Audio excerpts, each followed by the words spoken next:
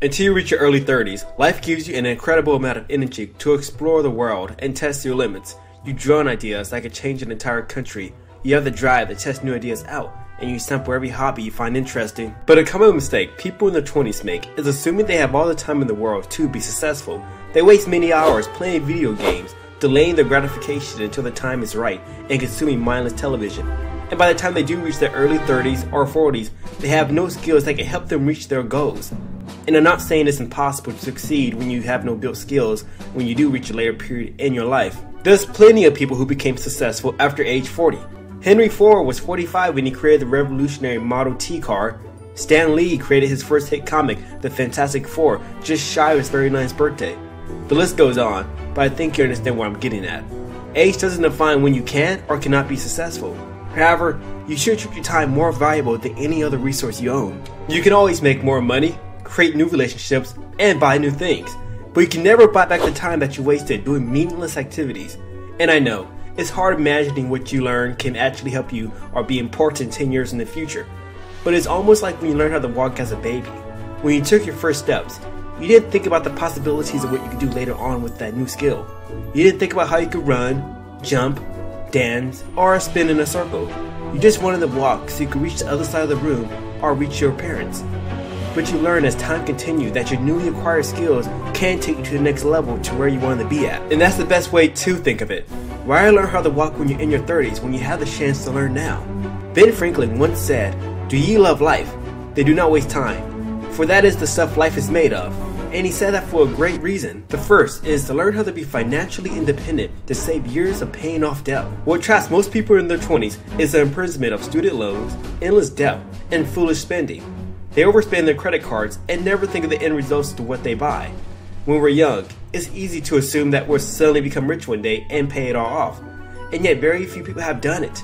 Others people suffer in their 30s, 40s, and even 50s just to pay it off entirely. Know whether your college education is worth their investment. Every year, the average college tuition is increasing, and it isn't showing any signs of declining. The only thing that is decreasing are the educational values that it provides for its students, which is why you should avoid peer pressure on whether you should go or not. It's true that more doors can open up for someone with a college degree than a high school graduate, but that's only if 2 people show up to a job interview with 0 skills in what they wanted to do. But rather than sitting in a classroom where you're wondering what you should major in, there's many websites that can build the skills you're curious about learning. If there's a trade you want to work in, consider enrolling to that trade school before signing up for college. Working on a trade you like gives you the time to think over what you might want to do in the future. If you end up liking the trade, continue going that route. But if you're not into it and like the idea of going to college, you now have a small background in labor and a skill that make your resume look better than other people. Yes, and I know what you may be thinking. If you want to be a doctor, lawyer, or anything else that requires years of intense studying and resources, you do need a proper education. But if you just want to learn how to code, write, draw, or even learn philosophy, consider other options that can be better suited for you. But it's crucial that you create a plan for yourself because you don't want to just jump from one trade to the other in short periods of time. See where you can be at and set clear goals on what you want to achieve next. Be careful on who you spend your time with. It's sometimes a tough choice to make, but the people you spend your time with can be the very ones slowing down your progress. Every relationship you have requires an investment of your time, and not all can be weighed equally. You're going to face unhealthy relationships that do nothing more than make you angry, depressed, or anxious.